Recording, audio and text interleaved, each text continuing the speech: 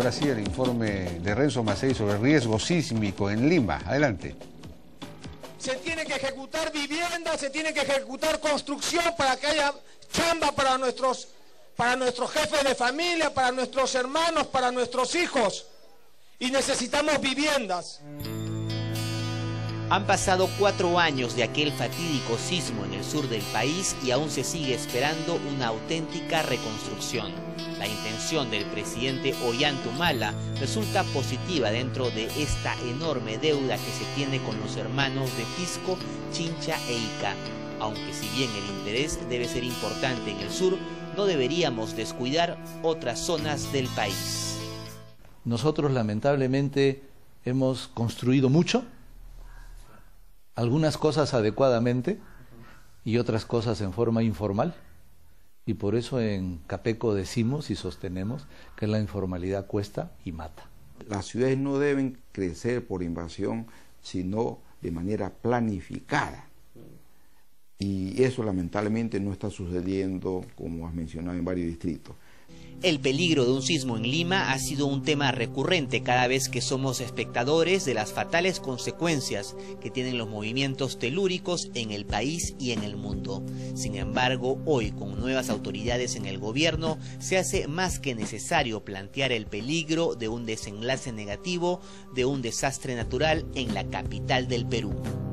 El 80% de las unidades que se han construido, aproximadamente, de acuerdo a las cifras que se maneja a través del Ministerio de Vivienda o Capeco, se han construido sin un adecuado soporte técnico.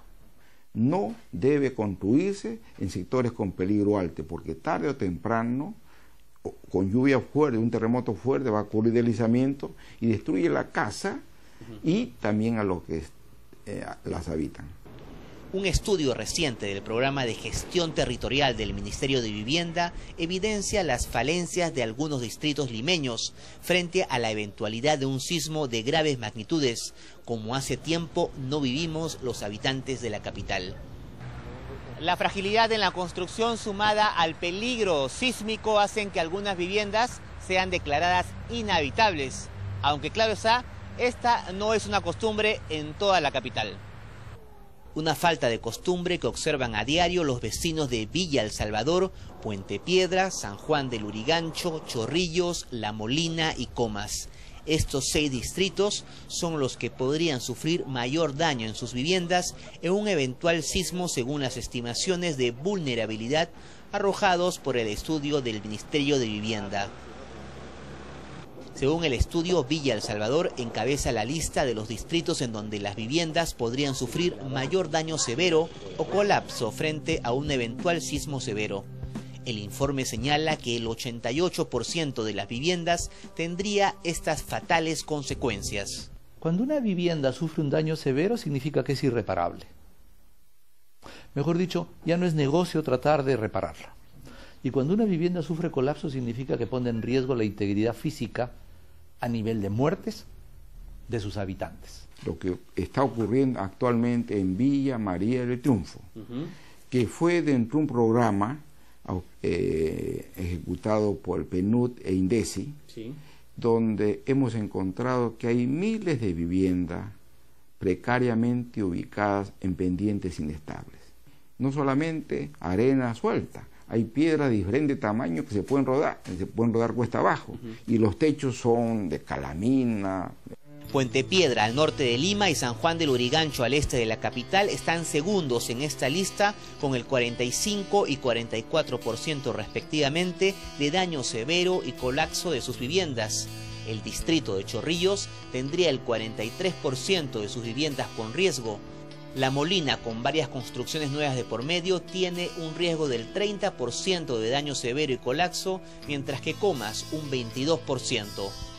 En La Molina, sobre aproximadamente 35.000 viviendas, 10.000 colapsarían.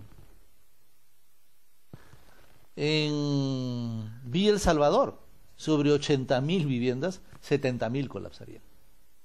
Para el ingeniero Adolfo Gálvez, director de la Cámara Peruana de la Construcción, CAPECO, el estudio revela una cifra más alarmante: 250.000 viviendas destruidas en un eventual sismo y más de 12 millones de dólares de pérdidas.